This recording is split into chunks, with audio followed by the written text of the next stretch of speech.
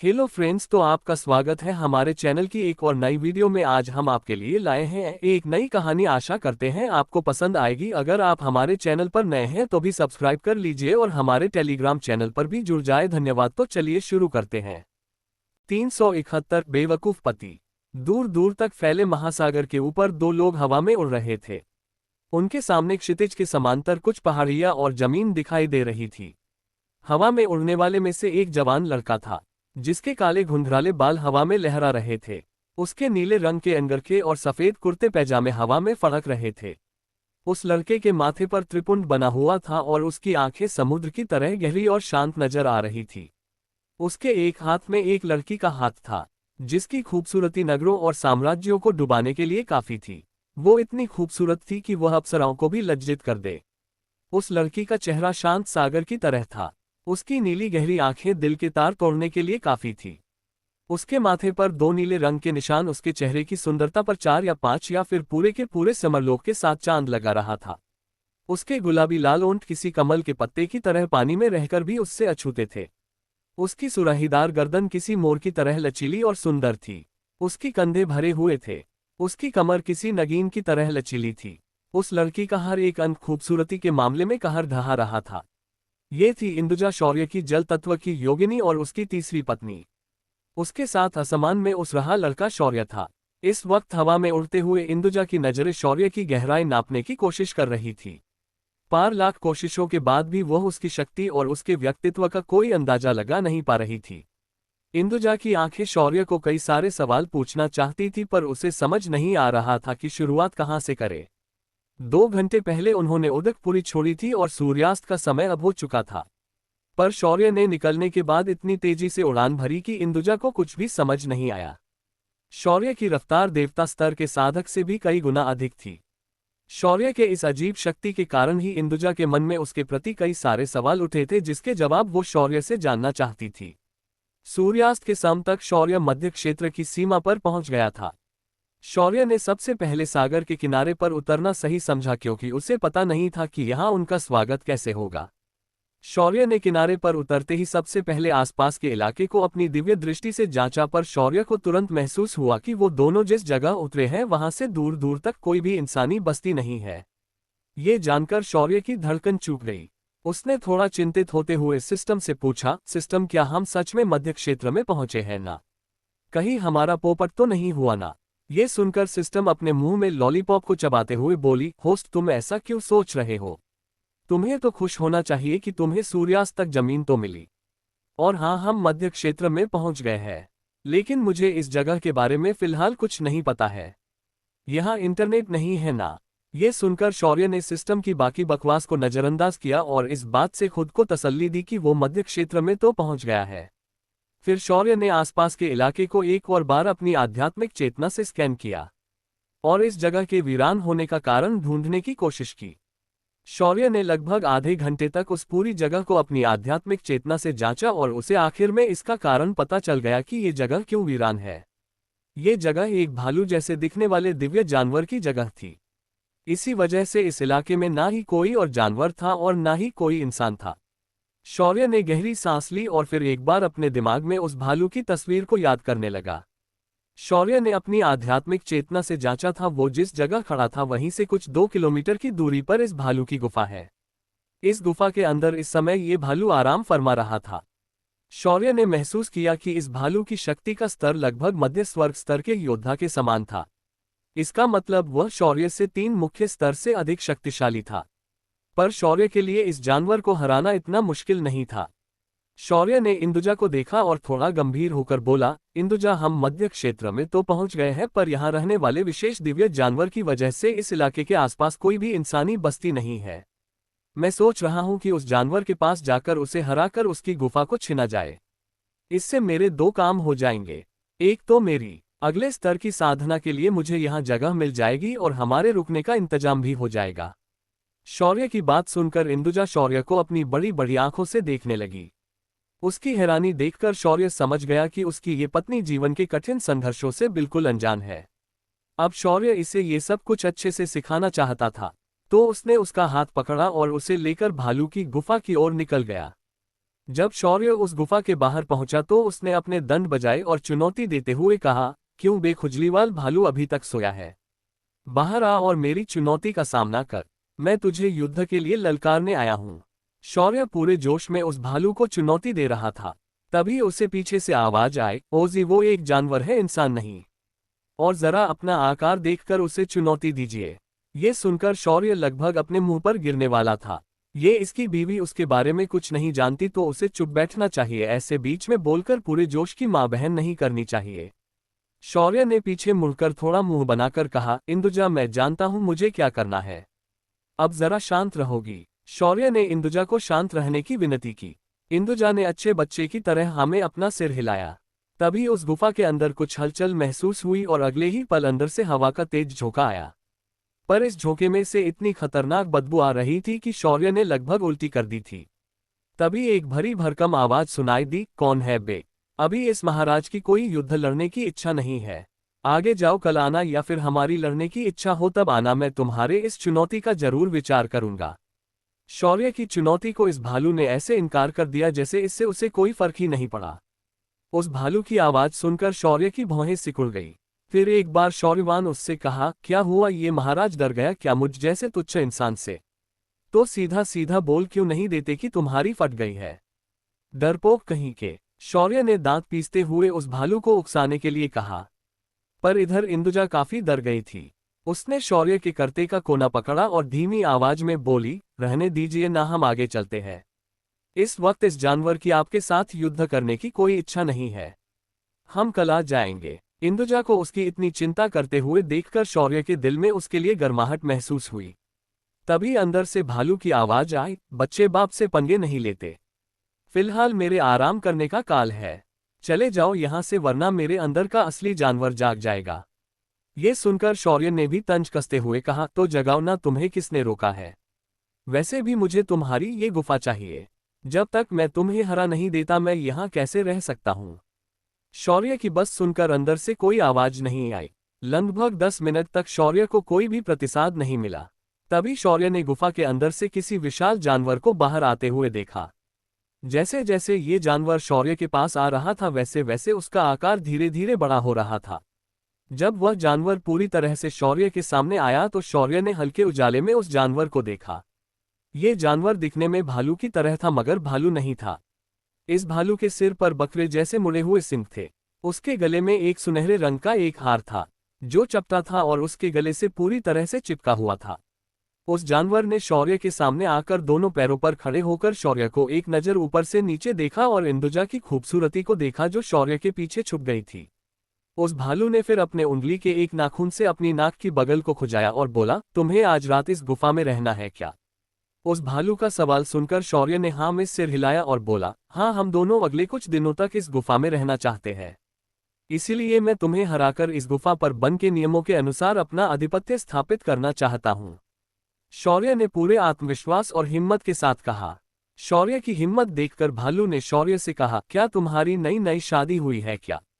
ये सुनकर शौर्य लगभग लड़खड़ा गया और उस भालू को सिर उठाकर देखने लगा।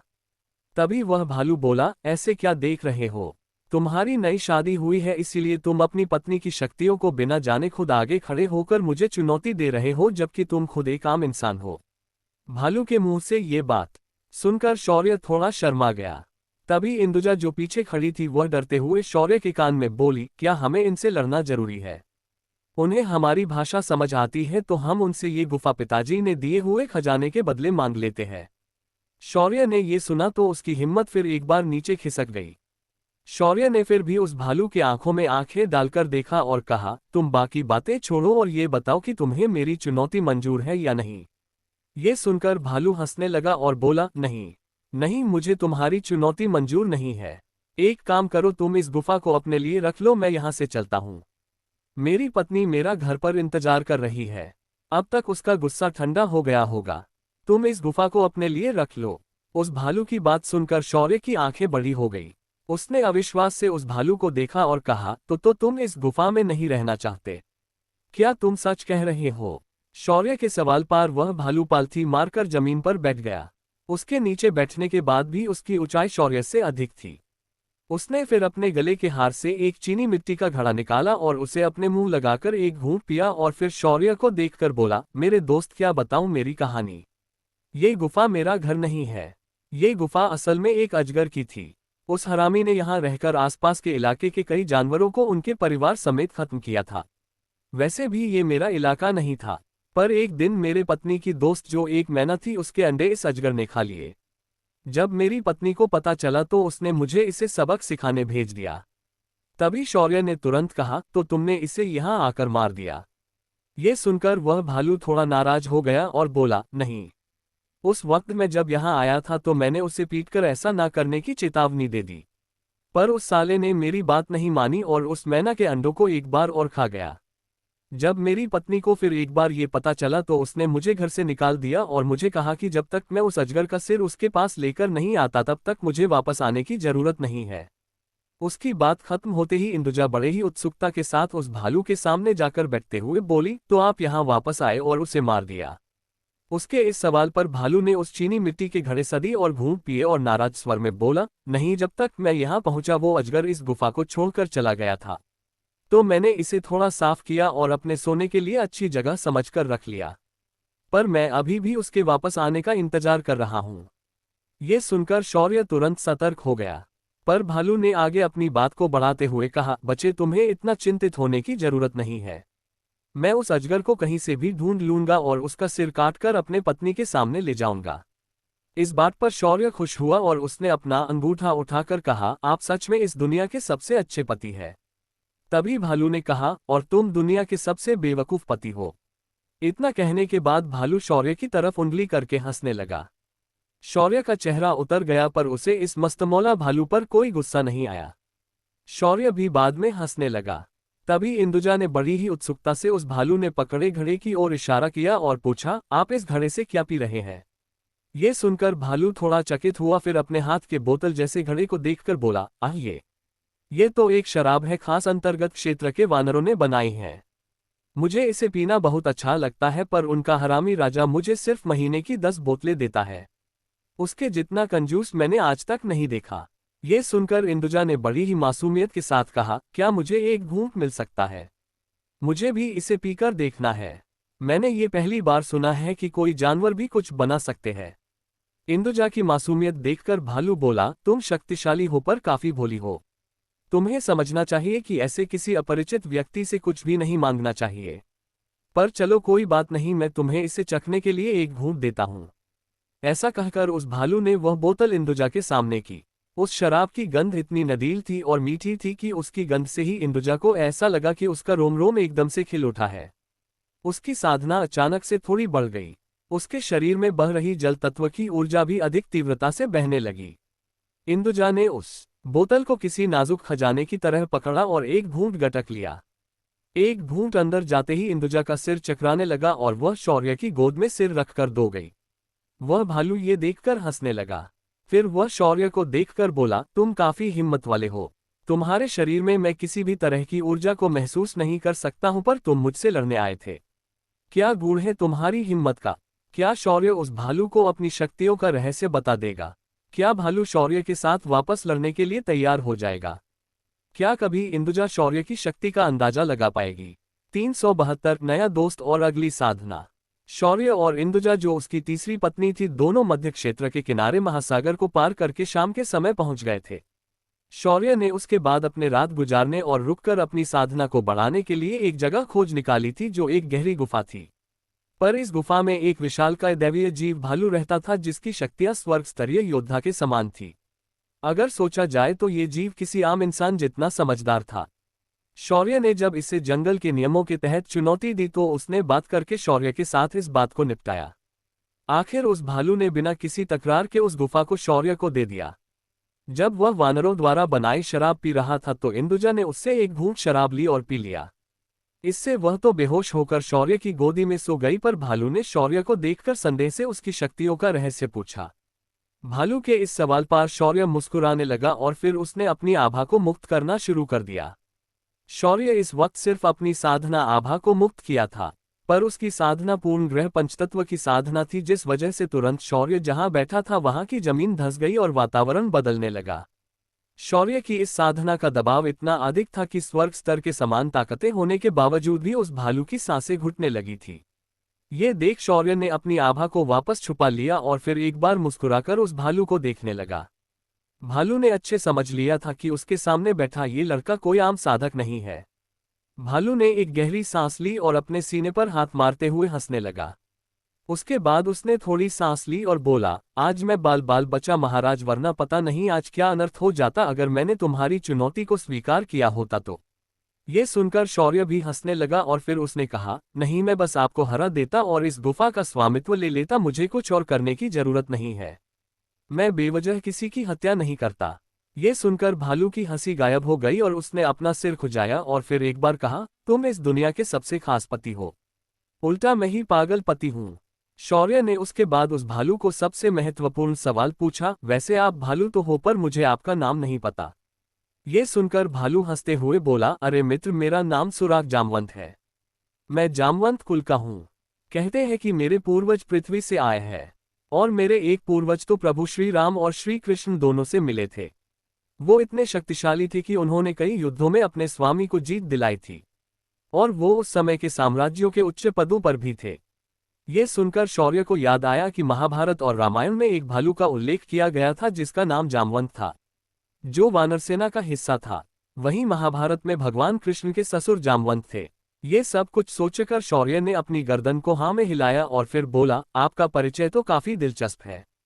मैं शौर्य अग्निहोत्री हूँ, अग्निकुल का सदस्य। सुराग ने ये सुना तो ताली बजाए और बोला, वह तुम्हारा नाम ही तुम्हारी वीरता दिखाता है, काफी जचने वाला नाम है तुम्हारा। तभी शौर्य ने भी कहा, आपका धन्यवाद। आप भी किसी आम जीव की तरह हर समस्या को युद्ध से नहीं बात से निपटाते हैं, आपकी भी बात ही कुछ खास है। इस पर भालू हंसने लगा और कहा, इस मध्य क्षेत्र के इस हिस्से में कई दैवीय जानवरों का राज चलता है, उनमें से मैं बस एक मामूली सा महाराज हूं अपने छोटे हिस्से का। मुझे लड़ाई पसंद नहीं है। मेरे स्वामी और मेरे भगवान ने मुझे युद्ध नीति और कूटनीति का ज्ञान दिया था, जिस वजह से मैं अपना काम क्रोध से नहीं अपने दिमाग से करता हूँ। ये सुनकर शौर्य थोड़ा चकित हुआ और बोला, वैसे आपके स्वामी है कौन? ये सुनकर सुराग ने अपना सीना तानकर कहा, मेरे स्वामी बड़े ही चंचल और मनमौजी है। उन्हें देवता, दानव, गंधर्व, इंसान और हम दैवीय जीव सभी पसंद करते हैं। उनका नाम नारद है। ये सुनते ही शौर्य को पुराणों में वर्णित नारद मुनि की बात याद आई। शौर्य समझ गया कि इस लोक में नारद मुनि भ्रमण करके गए हैं। फिर शौर्य ने एक गहरी सांस ली। उसे अच्छे से मालूम था कि नारद मुनि जितना श्रेष्ठ और महान कोई नहीं। वो खुद को नारायण के सर्वश्रेष्ठ भक्त बताते हैं और उसका अनुसरण भी करते हैं, पर उन्हें छेड़ने की किसी भी देवता, दानव, मानव, गंधर्व की हिम्मत नहीं है। क्योंकि आम भाषा में बोला जाए तो नारद मुनि देवलोक के थग है और वो जिसने मराज किया उसकी कह के बजाते हैं। ऐसे नारद मुनि के शिष्य से मिलना बड़े ही सौभाग्य की बात थी। इसी बात पर खुश होते हुए शौर्य ने अपनी अंगूठी से 2 बोतलें निकाली और सरकाकर सुराग के सामने रख दी। ये देखकर सुराग की भौहें सिकुड़ गई, तो शौर्य ने उसे समझाते हुए कहा, मित्र, ये 2 उपहार तुम्हारे लिए है। इसमें से एक बोतल में आध्यात्मिक तरल है जो आध्यात्मिक ऊर्जा का सबसे सघन रूप है और दूसरे के अंदर है ब्रह्मांडीय ऊर्जा तरल है। इसे आसान भाषा में मैं कॉस्मिक लिक्विड कहता हूँ। ये दोनों मेरी तरफ से इस गुफा के लिए खास उपहार है, इसे मना मत कीजिए। शौर्य की बात सुनकर भालू ने ब्रह्मांडीय ऊर्जा तरल की बोतल को उठाया और उसे सूंघा, फिर एक घूंट उसे पी लिया। शौर्य उसे रोकना चाहता था पर अब देर हो चुकी थी। शौर्य ने तुरंत उसे कहा, इसे पीने के बाद आपको तीव्र दर्द महसूस होगा क्योंकि ये आपकी अस्थि और अंदरूनी अंगों को मजबूत बनाता है। अब आपने इसे पी लिया है तो इस पीड़ा को सहन कीजिए थोड़ी देर के लिए।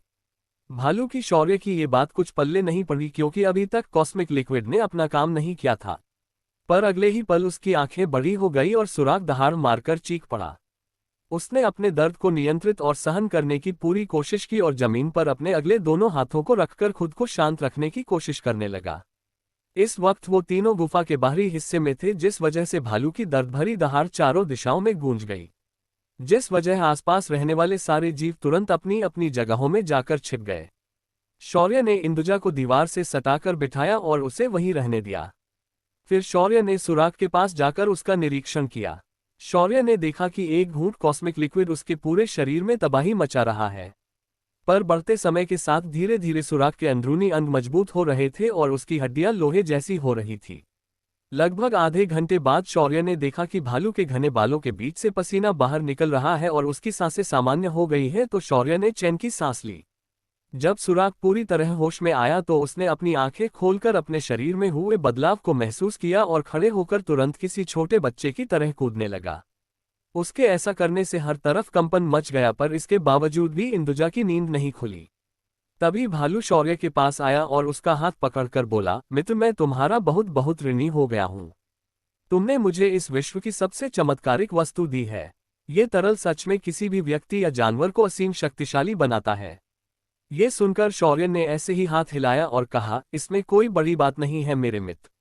अब अगली बार दूसरों को तुम्हें इसे देना पड़े तो याद रखना कि इसे घूंट में नहीं देना बल्कि बूंदों में देना। ये इतना मूल्यवान है कि देवता भी इसके लिए लड़ बैठेंगे। ये सुनकर भालू ने तुरंत कॉस्मिक लिक्विड की बोतल अपने गले के हार में रख दिया और दूसरी बोतल की ओर इशारा करते हुए बोला, ये तरल भी ऐसा ही असर करेगा क्या? इस पर शौर्य हंसते हुए बोला, नहीं, ये तरल बस एक आध्यात्मिक ऊर्जा का सघन स्रोत है। ये तुम्हारी शक्तियों को बढ़ाने के लिए मदद करेगा, बाकी कुछ नहीं। ये सुनकर सुराग के चेहरे पर मुस्कान आई, पर उसकी मुस्कान काफी भद्दी और डरावनी दिख रही थी, क्योंकि वो था तो भालू ही। सुराग ने फिर अपने गले के हार से 2 बोतल शराब निकाली और शौर्य के सामने रखी। उसने उन दोनों बोतलों को दिखाते हुए कहा, ये दोनों असल में अमर बूटियों से बनी शराब है। एक शहद से बनी है तो दूसरी वानरों के खास जड़ी बूटियों से बनी है। ये सिर्फ वन में रहने वाले दिव्य जानवरों को ही मिल सकती है। इसे इंसान, देवता और दानव बहुत पसंद करते हैं। इसका मूल्य धन में तोला नहीं जाता। ये सुनकर शौर्य ने बिना किसी झिझक के दोनों बोतलों को अपनी अंगूठी में रख लिया। फिर सुराग ने शौर्य से वहां से जाने की आज्ञा ली। सुराग और शौर्य की मित्रता स्थापित हो चुकी थी। शौर्य भी खुश था कि उसे सुराग जैसा मित्र मिला था। सुराग के जाने के बाद शौर्य ने इंदुजा को गोद में उठाया और उसे अंदर गुफा में ले गया।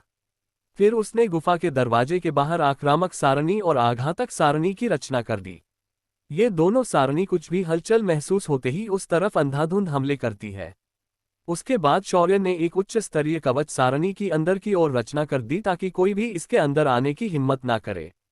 जब शौर्य ने सुरक्षा के सारे इंतजाम कर दिए तो अपने रिंग से शौर्य ने कुछ चमकीले रोशनी के पठार निकाले और उन्हें दीवारों में घुसेड़ दिया, जिस वजह से गुफा के अंदर अब स्पष्ट उजाला हो गया। ये पत्थर शौर्य को शाश्वती की गुफा में मिले थे। जब अच्छे से उजाला हो चुका था तो शौर्य ने सबसे पहले इंदुजा को होश में लाया।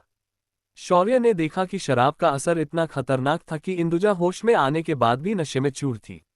तो शौर्य ने उसे फिर परेशान ना करने की सोची और उसी गुफा के अंदर उसने अपने रिंग में रखा धरती पर से लया सामान सजा दिया। इसके अंदर बेड था, खाना बनाने का चूल्हा, पानी की बोतलें और खाने का सामान।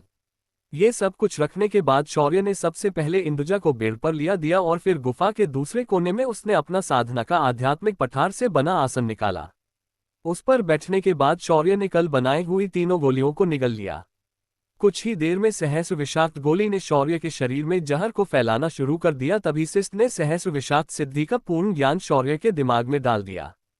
शौर्य ने तुरंत मिले हुए ज्ञान के आधार पर अपनी आध्यात्मिक ऊर्जा और खून को नियंत्रित करके शरीर में फैले जहर को काटना शुरू किया। शौर्य के शरीर पर जहर का काफी बुरा असर हुआ था। उसका शरीर पूरी तरह से नीला, कभी हरा तो कभी लाल हो रहा था। वहीं शौर्य के अंदरूनी अंग और रक्त कोशिकाएं इस जहर के साथ लड़ने की जीतोड़ कोशिश कर रहे थे। तभी शौर्य की दूसरी गोलियों ने असर दिखाना शुरू किया और उन्होंने असीमित ऊर्जा की आपूर्ति करना और इन कोशिकाओं को अधिक शक्तिशाली बनाना शुरू किया। शौर्य की रक्तकणिकाओं का आकार तेजी से बढ़ने लगा था और वो जहर के कणों को अब सीधे सीधे निगलने लगी थी। कुछ ही समय में शौर्य के शरीर से पूरा जहर नष्ट हो गया था। यही इस सिद्धि का रहस्य था। इस सिद्धि के अंतर्गत एक साधक अपने शरीर की रक्त कोशिकाओं को जहर से लड़ना और उन्हें नष्ट करना सिखाता या उन्हें ऐसा करने के लिए मार्गदर्शित करता है। जब उस साधक की क्षमता पूरी तरह इसके योग्य हो जाती है तो वह साधक दुनिया के सभी विषयों से खुद को सुरक्षित कर लेता है, सिवाय हलाहल विष के। शौर्य की विषाक्त सिद्धि पूरी तरह प्रस्थापित हो चुकी थी। अब समय था उसकी साधना का। त्रयंबक बूटी ने अब अपना काम करना शुरू कर दिया था और वातावरण में मौजूद आध्यात्मिक ऊर्जा को शुद्ध रूप में पूर्ण रफ्तार से आकर्षित करना शुरू कर दिया था। जब शौर्य का ध्यान अपने चेतना सागर में गया तो उसने देखा कि सागर के ऊपर तैर रहा पंचतत्व ग्रह धीरे धीरे एक पूर्ण ग्रह में बदलने लगा है। यहाँ जीवोत्पत्ति और अन्य क्रियाएं प्रारंभ हुई है। पर शौर्य ने उस ओर ध्यान नहीं दिया और अपनी साधना को आगे बढ़ाने के लिए अपने ग्रह के ऊपर अब शक्ति आवरण चढ़ाना शुरू कर दिया था। जब किसी के अंतर शक्ति केंद्र के ऊपर 10 आवरण चढ़ जाते हैं तो वह रति स्तर का योद्धा बन जाता है, और जब 100 आवरण की परतें चढ़ जाती है तो वह महारथ बन जाता है। पर शौर्य ने सिस्टम की मदद से अपने ग्रह के चार तरफ पहले ही प्रयास में 100 से ज्यादा आवरण चढ़ा दिए। 100 आवरण पूर्ण होने पर सिस्टम ने कहा कि वह रति स्तर का योद्धा बन गया है। पर शौर्य वही नहीं रुका और उसने आगे आवरण चढ़ाना जारी रखा।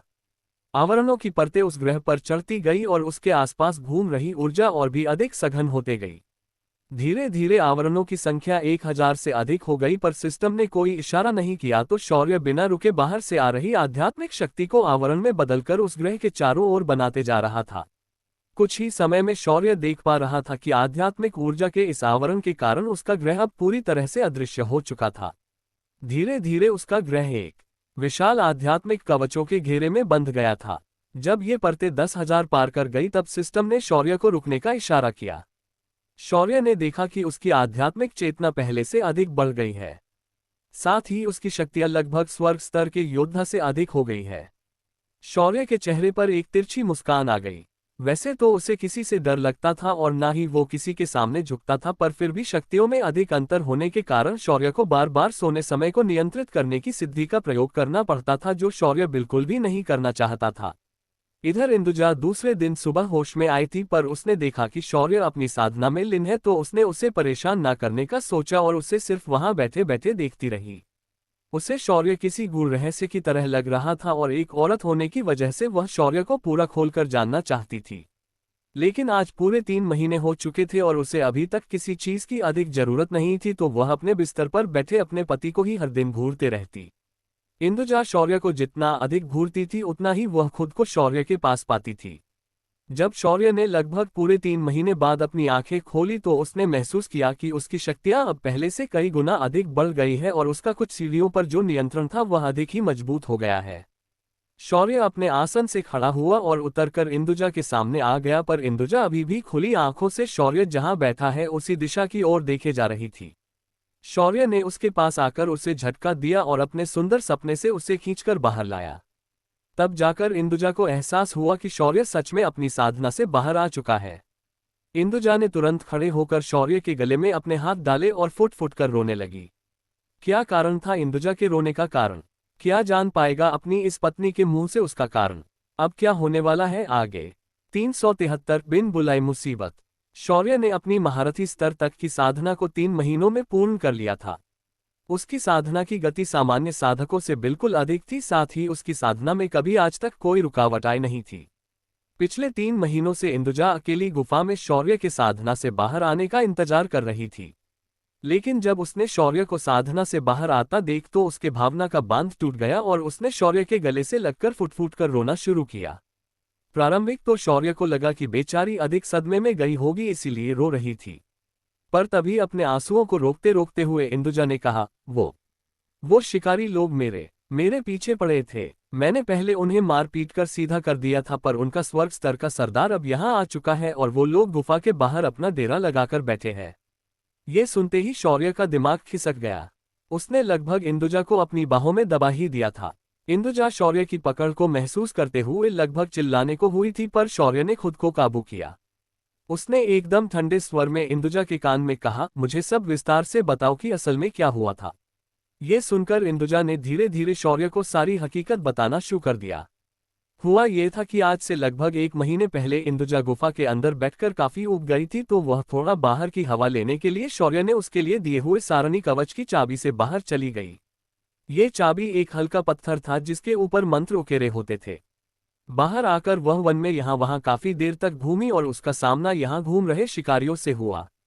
अकेली लड़की जंगल में देखते ही उन लोगों ने इंदुजा को बहुत बहलाने की कोशिश की। आखिर उनके पीछा करने इंदुजा ने परेशान होकर अपनी शक्तियों का उपयोग करके उन्हें हल्का फुल्का पीट दिया और वापस गुफा के अंदर आकर बैठ गई। पर उसे क्या मालूम, उन शिकारियों में से एक ने दूर से ही उसका पीछा किया था। कुछ दिनों पहले ये सारे शिकारी वापस अपने स्वर्ग स्तर के योद्धा के साथ यहाँ आए हुए थे, जिस वजह से अब इंदुजा जो खुद एक रति स्तर की साधक थी काफी ज्यादा डर गई थी। शौर्य ने धीरे से उसकी पीठ थपथपाई और सबसे पहले गुफा के अंदर का सामान एकत्रित कर लिया। शौर्य को अपनी अंगूठी में सारा सामान ऐसे रखते हुए देखकर इंदुजा काफी हैरान हुई थी। इसका कारण था कि उसके पिता ने उसे कभी ऐसा स्टोरेज यंत्र नहीं दिया था। शौर्य ने सब कुछ समेट लिया और अंदर से एक एक सारणी को नष्ट करते हुए बाहर आ गया। उसने देखा कि गुफा से कुछ दूरी पर एक तंबू लगा हुआ है और उस तंबू के अंदर कई सारे शिकारी रह रहे हैं। वहीं एक बूढ़ा स्वर्ग स्तर का शिकार भी उनके साथ मौजूद है। तभी किसी के सीटी बजाने की आवाज सभी को सुनाई दी और सभी की नजरें एक साथ गुफा की ओर चली गई। उन सभी ने गुफा के सामने इंदुजा और शौर्य की जोड़ी देखी। इस वक्त उनकी जोड़ी काफी खूबसूरत लग रही थी। तभी सारे के सारे शिकार तुरंत शौर्य और इंदुजा के सने खड़े हो गए। एक छोटी आंखों वाला शिकारी आगे आया और बोला, इस लड़की को हमारे हवाले कर दो। उसने हमारे 4 साथियों को जान से मारा है। ये सुनकर शौर्य थोड़ा पीछे की ओर झुका और इंदुजा से कान में पूछा, उस दिन तुमने जिन्हें पीटा था क्या वो लोग यहाँ मौजूद हैं? ये सुनकर इंदुजा ने धीरे से अपना हाथ उठाया और उन 4 लोगों की तरफ इशारा किया। शौर्य ने देरी न करते हुए अपनी बंदूक निकाली और धड़ धड़ की 4 बार आवाज हुई और बिना सिर की 4 लाशें वहां नीचे गिर गई।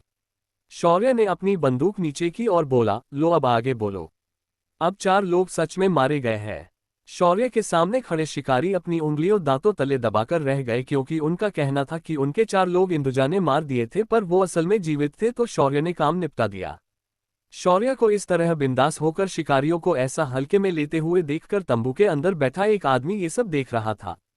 उसने गहरी आवाज में तंबू के अंदर से ही पूछा, बच्चे क्या तुम खून के मार्ग पर चलना चाहते हो? तभी शौर्य ने भी उल्टा पूछा, बुढ़े क्या तू असत्य के मार्ग पर चलना चाहता है? शौर्य का ऐसा उल्टा सवाल सुनकर अंदर बैठा आदमी गुस्से से तमतमा उठा और चिल्लाते हुए उसने अपनी साधना शक्ति से पूरे के पूरे तंबू को उड़ा दिया था। तंबू के तबाह होते ही शौर्य देख सकता था कि एक बूढ़ा आदमी कुर्सी पर बैठा हुआ था। उस बूढ़े के सिर पर छोटे सफेद बाल लहरा रहे थे और उसकी सफेद दाढ़ी हिचकोले मार रही थी। उसकी गुस्से से लाल आंखें शौर्य को खा जाने की नजरों से देख रही थी। पर शौर्य जानता था कि सामने बैठा आदमी बातों का नहीं लातों का भूत है जिसे पीट पीट कर ही ठिकाने लगाया जा सकता था। क्योंकि अगर इसे मालूम होता कि गलती किसकी है तो वह आज यहां आकर इंदुजा का इंतजार नहीं कर रहा होता। शौर्य शांति से आगे बढ़ा पर तभी उसे पीछे से इंदुजा ने उसके कपड़े को पकड़कर खींचते हुए महसूस किया। शौर्य ने पीछे मुड़कर इंदुजा को देखा तो पाया कि उसकी आंखों में आंसू थे। इंदुजा ने भरी हुई आंखों से शौर्य से कहा, मुझे माफ कर दीजिए, ये सब मेरी वजह से हुआ है। ये लोग बेहद शक्तिशाली है। हमें ये लोग जो कह रहे हैं वो मान लेना चाहिए। उसकी बात सुनकर शौर्य को उसे 2 थप्पड़ खींचकर मारने की इच्छा हुई, पर वह भी अच्छे से जानता था कि उसकी पत्नी को उसकी असलियत मालूम नहीं है तो वो बेचारी उसे कमजोर ही समझेगी ना। शौर्य ने हल्के से उसके हाथ पर हाथ रखा और धीरे से उसे समझाते हुए कहा, इंदुजा तुम्हें कुछ बातें मालूम नहीं है। पहली बात मुझ पर विश्वास करो और दूसरी बात आज के बाद कभी भी हार मानने की बात मेरे सामने मत करना वरना थप्पड़ पड़ेंगे। फिर शौर्य ने गहरी सांस ली और उसके कान के पास जाकर कहा, और तीसरी बात अपने पति को कमजोर समझकर उसे बार बार रोकने की कोशिश मत करो। शौर्य की बात सुनकर इंदुजा ने तुरंत उसकी कमीज को छोड़ दिया और पीछे सिर झुकाकर खड़ी हो गई। शौर्य ने उसके बाद बाकी बचे शिकारी को देखा और बोला, मैं आखिरी बार कहूंगा, अगर अपनी सलामती चाहते हो तो चुपचाप यहां से चले जाओ, वरना तुम्हें लेने के देने पड़ जाएंगे। शौर्य की बात सुनकर पहले तो सारे शिकारी थोड़ा डर गए, पर जब उन्हें अपने साथ आए बूढ़े की याद आई तो वो सभी जोर जोर से हंसने लगे। उन्होंने शौर्य का मजाक उड़ाया। एक आदमी अपनी हंसी को रोकते हुए बोला, बच्चे तुम्हारे पास ये अजीब हथियार है तो क्या तुम एक स्वर्ग स्तर के योद्धा को भी मार सकते हो? कभी सुना भी है कि स्वर्ग स्तर के योद्धा की शक्तियां क्या होती है? एक स्वर्ग स्तर का योद्धा अपनी विशेष सीधी और 10,000 परिमितियों को प्राप्त किया होता है। ये सुनकर शौर्य के ओंठ मूड गए और फिर उसने अपने माथे पर हाथ रखकर उसे रगड़ा। तुम तो यार इतने इमोशनल होकर मुझे स्वर्ग स्तर के योद्धा की जानकारी बता रहे हो जैसे इसके ऊपर कोई योद्धा होता ही नहीं है। कमाल है। मैंने सुना है कि मध्य क्षेत्र की सड़कों पर ये स्वर्ग स्तर के योद्धा ऐसे कचरे की तरह मिलते हैं और तुम मुझे इसकी इतनी बढ़ती बता रहे हो। शौर्य की बात सुनकर वहां खड़े सभी आदमियों के माथे ठनक उठे। एक ने शौर्य की ओर उंगली की और बोला, तुम तो एक साधक भी नहीं हो। तुम्हें क्या पता स्वर्ग स्तर का योद्धा बनने के लिए कितना संघर्ष करना पड़ता है? हमारे सरदार ने उनकी पूरी जिंदा इसमें लगा दी है, तब जाकर वो एक स्वर्ग स्तर के योद्धा बन पाए हैं। तुम्हें पता होना चाहिए कि स्वर्ग स्तर का योद्धा बाकी क्षेत्रों में एक सम्राट बन सकता है और तुम इसे इतना हल्के में ले रहे हो। शर्म आनी चाहिए तुम्हें। उस आदमी की बात इतनी सच्ची लग रही थी कि एक पल के लिए शौर्य को भी खुद पर शर्म आ गई। फिर उसने अपना सिर झटका और बोला, चलो वो छोड़ो, अब ज्यादा बात करने की जरूरत नहीं है। अगर तुम पीछे हटना नहीं चाहते हो तो तुम भी अपने साथियों से मिलने उनके पीछे चले जाओ। ऐसा कहकर शौर्य ने अपनी बंदूक उन शिकारियों पर तान दी, पर शौर्य गोली चला पाता उसके पहले ही दूर कुर्सी पर बैठा बूढ़ा एकदम से शौर्य और शिकारियों के बीच प्रकट हो गया और उसने शौर्य पर हमला किया। शौर्य को इस बात का अंदाजा नहीं था कि ये बुढ़ा इतना तेज होगा। शौर्य ने झट से पीछे खड़ी इंदुजा को अपने पीठ पीछे कहीं लिया और उस बुढ़े के मुक्के को हवा में ही रोक दिया। उसका मुक्का शौर्य के हथेली से टकराते ही एक सैनिक बूम की आवाज हुई और आसपास खड़े शिकारी तुरंत वहां से उड़कर पीछे खिसक गए। वह बूढ़ा अपनी जगह पर से 1 इंच भी नहीं हिला और ना ही शौर्य अपनी जगह से हिला था। शौर्य द्वारा अपना हमला रोके जाने पर उस बूढ़े की आंखें थोड़ी हैरानी से बड़ी हो गई और उसने अपने दूसरे हाथ से हवा का झोंका निर्माण किया और अपने साथियों को पीछे धकेलते हुए बोला, भागो, अपनी जान बचाओ, हमें गलत सूचना मिली है और ये कोई आम इंसान नहीं है, ये साधक है। इसने अपनी शक्तियों को छुपाया हुआ है। छोटे मालिक को ये खबर पहुंचा दो। शौर्य को उस आदमी की शुरुआती बातें अच्छी लगी कि उसे अपने साथियों की चिंता थी, पर एक बात शौर्य को अच्छी नहीं लगी और वो थी उसका छोटा मालिक। शौर्य की आंखें छोटी हो गई और उसने अपने दूसरे हाथ से बंदूक को उठाया और धड़ धड़ की आवाज के साथ गोलियां चला दी।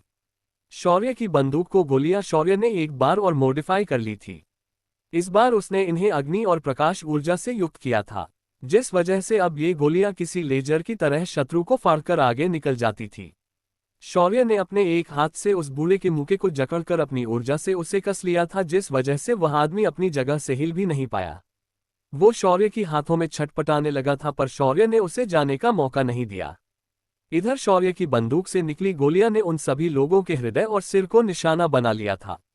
पलक झपकते ही उस बूढ़े के साथियों की लाशें वहां बिछी हुई थी। बूढ़ा दर्द में करहाते हुए बस अपनी साथियों को मरते देख सकता था। आखिर उसने अपने दूसरे हाथ में थोड़ी ऊर्जा एकत्रित की और शौर्य पर हमला कर दिया, पर शौर्य ने उस पर ध्यान भी नहीं दिया और उसके दूसरे हाथ के मुक्के पर ही गोली मार दी। गोली उसके हाथ की हड्डियों को चीरते फाड़ते हुए पूरे उसके कंधे तक चली गई। शौर्य ने उस बूढ़े को देखते हुए कहा, एक पूर्ण शक्ति के आगे तुम्हारी साधना, युद्धकला सब कुछ बेकार होता है। तुमने ये जानकर भी कि तुम्हारे लोगों की गलती है, फिर भी तुमने मेरी पत्नी को बंदी बनाने और उसे ले जाने का दुस्साहस किया। मैं एक बहुत ही पजेसिव यानी अधिकारवाचक इंसान हूँ। मुझे अपने लोगों को कोई नुकसान पहुंचाने की कोशिश करे तो बर्दाश्त नहीं होता। ये सुनकर उस आदमी ने अपने दांत पिसे और अपने हाथ को छुड़ाने की कोशिश करते हुए कहा, माना कि तुम इस शस्त्र का उपयोग करके खुद को शक्तिशाली समझ रहे हो, पर तुम्हें ये समझना चाहिए कि बिल में रहकर सांप से दुश्मनी नहीं लेनी चाहिए। तुमने इस लड़की के लिए गलत लोगों से दुश्मनी ली है। अगर तुम समझदार हो तो अभी भी वेट है, पीछे हट जाओ वरना अंधी तुम्हारा मार्ग है। ये सुनकर शौर्य हंसने लगा और फिर बोला, तुम इतना बड़ा बड़ा फेंक रहे हो तो ये भी बताओ कि ये लोग हैं कौन जिनसे मुझे डरना चाहिए। ये सुनकर उस आदमी के चेहरे पर अभिमान के भाव आए और उसने हंसते हुए कहा, बच्चे ये इस क्षेत्र के स्वामी कुल के लोग हैं। उन्हें सभी लोग लांछित कुल के नाम से जाना जाता है। इनके सीधे बढ़ौत कुल और धरा कुल से संबंध है। ये सुनकर इस बार शौर्य की हंसने की बारी थी। उसने हंसते हुए कहा, जिसे ढूंढा गली गली वो तो मुझे मेरे बगल में मिली। शौर्य ने फिर उस आदमी को कमर पर बंधे निशान की ओर देखने के लिए कहा, जिसे देखते ही उस आदमी की आंखें बड़ी हो गई, क्योंकि पूरे मध्य क्षेत्र में धरा कुल के राजकुमार की भयानक हत्या की कहानी और अग्निकुल के शौर्य के आने की खबर आग की तरह फैली थी। पिछले 3 महीनों से धरा कुल ने आकाश पाताल एक कर दिया इस लड़के को ढूंढने के लिए, पर वो उसे ढूंढ नहीं पाए थे। उस आदमी ने कांपते हुए कहा, देखिए मुझसे गलती हो गई। ये सब कुछ मैंने लांछित कुल के राजकुमार महिपाल के कहने पर किया था। उन्होंने मुझे इस लड़की को पकड़कर लाने के लिए अरे दिया था, इसके अतिरिक्त मुझे कुछ भी मालूम नहीं। मुझे सिर्फ इतना पता है कि हमारे राजकुमार का दिल इस लड़की पर आया था तो उन्होंने ये सब किया है। शौर्य के चेहरे के भाव कभी सख्त कभी खट्टे, तो कभी उसके चेहरे पर खतरनाक मुस्कान दिखाई दे रही थी। शौर्य के बदलते भावों को देखकर उस बूढ़े ने अपनी थूंक नीली और घबराते हुए कहा, देखिए महोदय, मुझे क्षमा कीजिए, मुझे जाने दीजिए, मैं आपके बारे में किसी को कुछ नहीं बताऊंगा। ये सुनकर शौर्य के चेहरे पर एक कुटिल मुस्कान आए और उसने अपनी उंगली पर एक कट लगाया और सुनहरे खून की एक बूंद से उस आदमी के माथे पर एक निशान बनाया और कुछ मंत्र बोले। अगले ही पल वह निशान उसके माथे से गायब हो गया, पर उस आदमी के आत्मा के ऊपर वह निशान दिखाई देने लगा। शौर्य ने फिर उस आदमी को देखते हुए उसके कंधे पर हाथ रखा और उसका टूटा हुआ कंधा बिल्कुल नए जैसा कर दिया।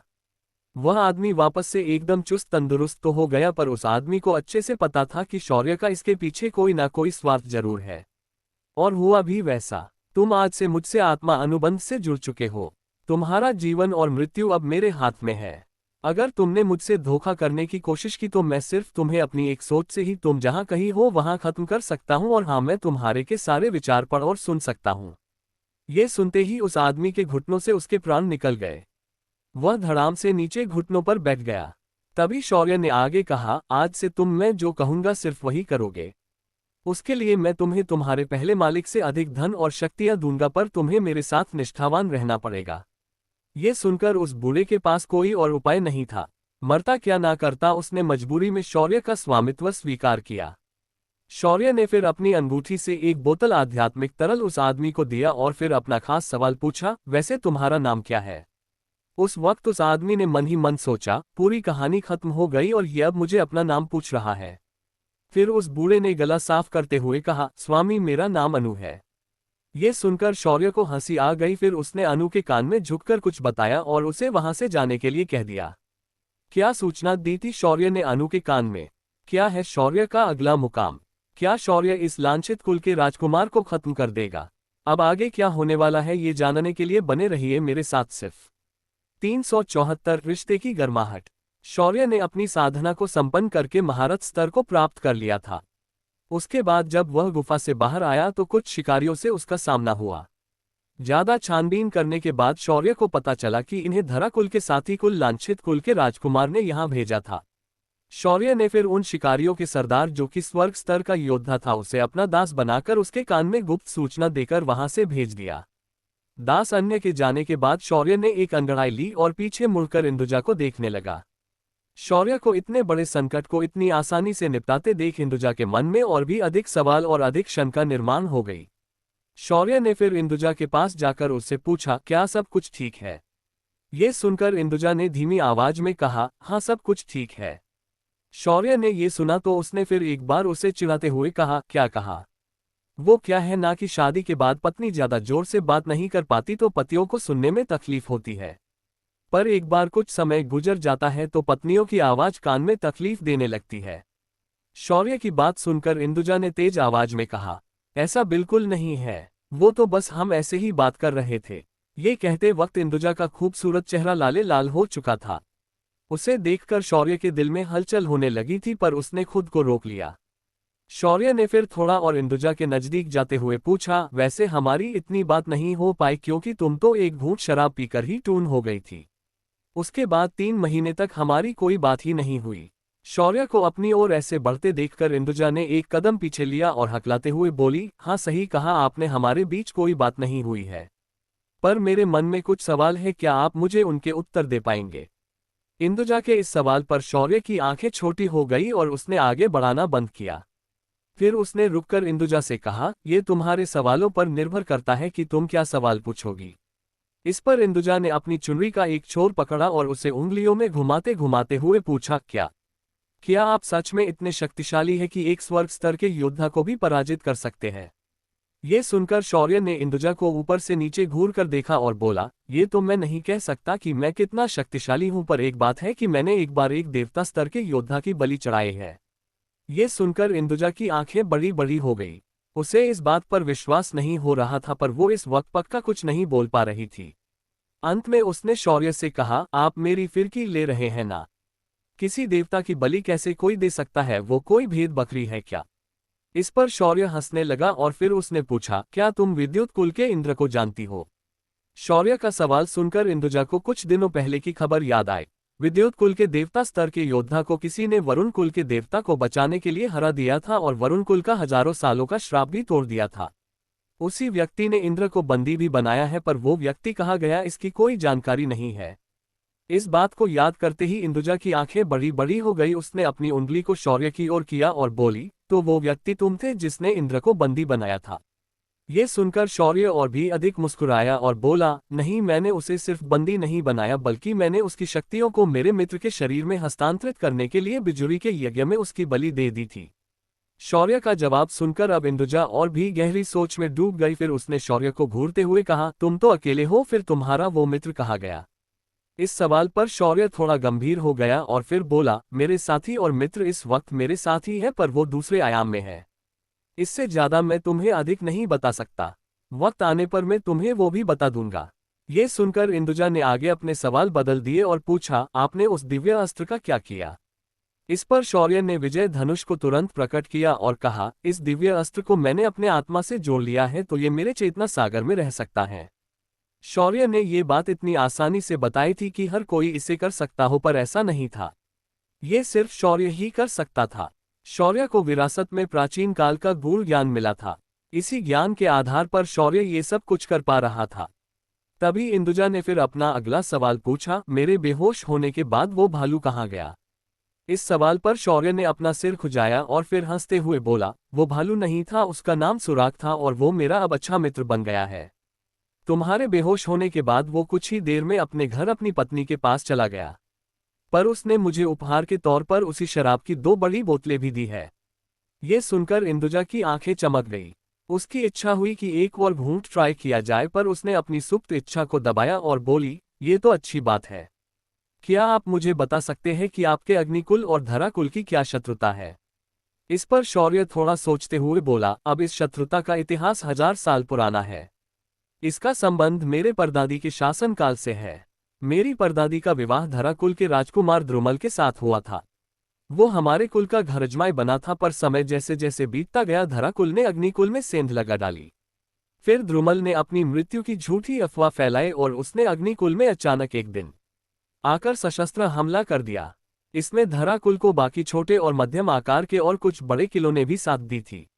इस हमले में उन्होंने अग्निकुल को लगभग नष्ट कर दिया। उन्होंने हमारे कुल की सारी विरासत छीन ली और हमें पूरी तरह से बर्बाद कर दिया। इसी बात का प्रतिशोध लेने के लिए और मेरे कुल के साथ हुए अन्याय का जवाब मांगने के लिए मैं इस सफर पर निकला हूं। इस रास्ते पर खून की नदियां बहेंगे और पूरा मध्य क्षेत्र में उल्ट कर रख दूंगा। ये सुनकर इंदुजा की आंखें भी गुस्से से भर गई। उसने दांत पीसते हुए कहा, मैं आपके इस प्रतिशोध के मार्ग पर आपका अंत तक साथ दूंगी, आपको चिंता करने की कोई जरूरत नहीं है। ये सुनकर शौर्य को बहुत अच्छा लगा। तभी उसे भी कुछ याद आया और बोला, वैसे तुमने अपने माथे पर बने इन 2 निशानों के बारे में कुछ नहीं बताया, क्या गुप्त है इसका? शौर्य का सवाल सुनकर इंदुजा थोड़ा सख्ते में आ गई। फिर उसने अपने निचले ओंठों को दबाया और बोली, वो ये निशान मेरे विवाह से 4 दिन पहले ही मेरे माथे पर उभर आए थे। जब ये मेरे माथे पर उभर आए, मेरे शरीर में बहुत सारे बदलाव हुए थे। मेरी जल तत्व की ऊर्जा उस दिन से बर्फ तत्व में बदल गई। पर उस दिन से मैंने महसूस किया है कि मेरे शरीर में ठंड बढ़ने लगी है। ऐसा लग रहा है ये शक्ति मेरे शरीर में अब बढ़ने लगी है और मेरे अंग धीरे धीरे जमने लगे हैं। मैं जल तत्व की साधक हूं और मेरे पास बर्फ तत्व की साधना और युद्धकला नहीं है। इसीलिए अब मैं कुछ भी नहीं कर पा रही हूं।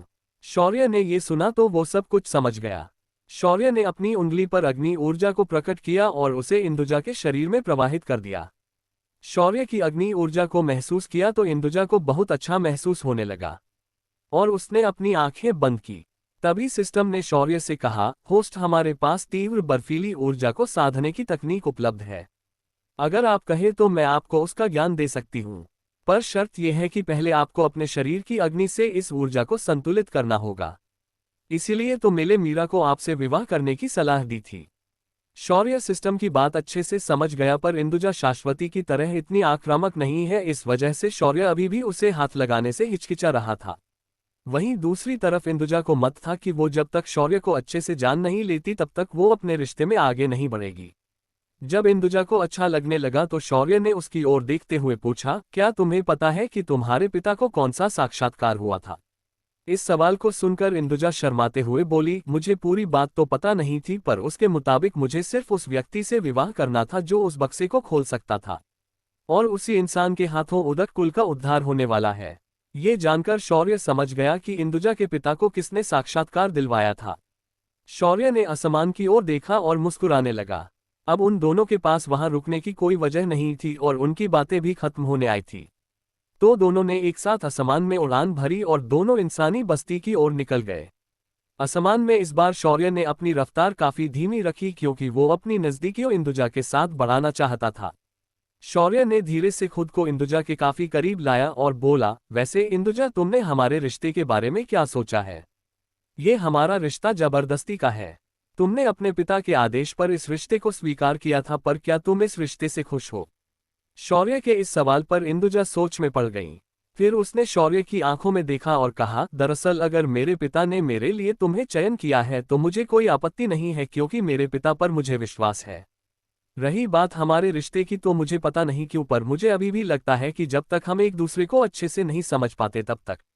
इंदुजा ने अपने आखिरी वाक्य को अधूरा छोड़ दिया, पर शौर्य ये समझ गया था। शौर्य और इंदुजा अगले कुछ घंटों तक ऐसे ही उड़ते रहे, पर यह जंगल खत्म होने का नाम नहीं ले रहा था। तभी शौर्य की नज़र एक जगह पर पड़ी जहां से धुआं निकल रहा था।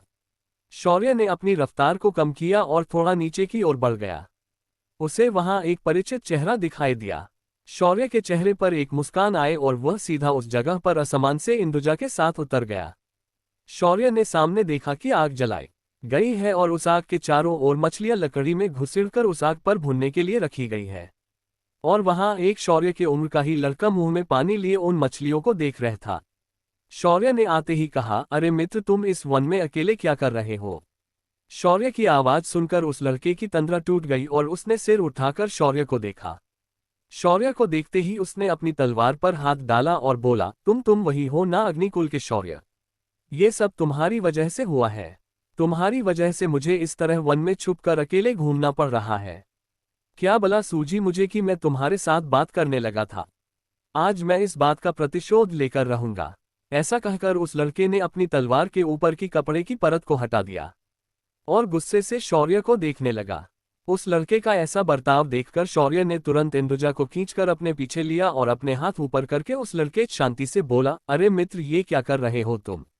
मैंने ऐसा क्या अपराध किया कि तुम अपनी तलवार मेरी ओर कर रहे हो?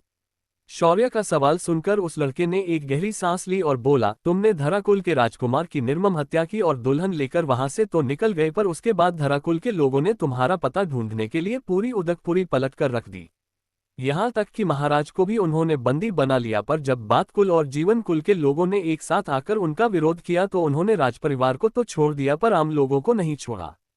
उन लोगों ने कई आम लोगों को मौत के घाट उतार दिया। उन्होंने मुझे भी कैद करने की कोशिश की, मगर मैं अपने तलवार के दम पर उनसे बच गया। अब बताओ, तुम्हारी वजह से इतना सब कुछ हो गया तो मैं तुमसे नाराज नहीं होऊंगा तो किससे नाराज होऊंगा? ये सब तुम्हारी एक गलती के कारण हुआ है। शौर्य ने उसकी बात पूरी सुनी तो उसे समझ आ गया कि पिछले 3 महीनों में क्या हुआ है। शौर्य ने अपने दोनों हाथ नीचे लिए और फिर अपने माथे को रगड़ा और बोला, ठीक है, मैं समझ गया कि मेरी वजह से तुम्हारे साथ बहुत बुरा बर्ताव हुआ है। इसके लिए मैं तुमसे दिल से माफी मांगता हूँ, पर इसका अर्थ ये नहीं कि तुम मेरे साथ हाथापाई पर उतर जाओ। हम बैठकर भी बात कर सकते हैं ना?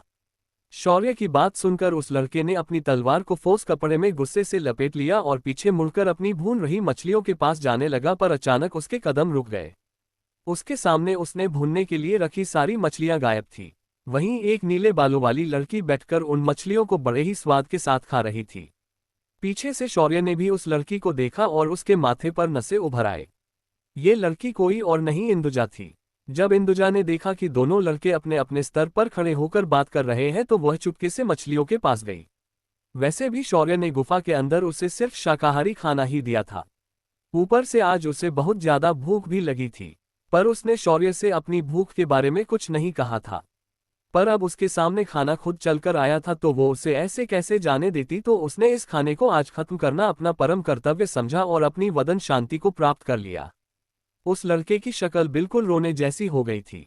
उसकी ये दशा शौर्य से देखी नहीं गई और वह बिना कुछ बोले डायमेंशन के अंदर चला गया और झट से उसने ढेर सारी बड़ी बड़ी मछलियां डायमेंशन के अंदर से बाहर लाए और उस लड़के के कंधे पर हाथ रखकर बोला, मित्र, शायद मेरी पत्नी कुछ ज्यादा ही भूखी थी। कोई बात नहीं, मेरे पास तुम्हारे लिए ये ताज़ा मछलियां हैं, इन्हें तुम अपने लिए ले सकते हो। शौर्य ने ऐसा कहकर उस लड़के को अपने साथ लाई हुई मछलियां दिखाई। इसे देखकर उस लड़के का गुस्सा थोड़ा शांत हुआ और तुरंत उन्हें लेकर साफ करने निकल गया। इधर इंदुजा के गालों पर मछली के ऊपर लगा हुआ मिर्च मसाला लगा हुआ था। उसके हाथ मसाले और तेल से भर चुके थे। वो अभी भी उंगलियां चाट रही थी। उसे ऐसा करते देख शौर्य की धड़कन और तेज हो गई। शौर्य को उस पर स्पेशल वाला प्यार आ रहा था।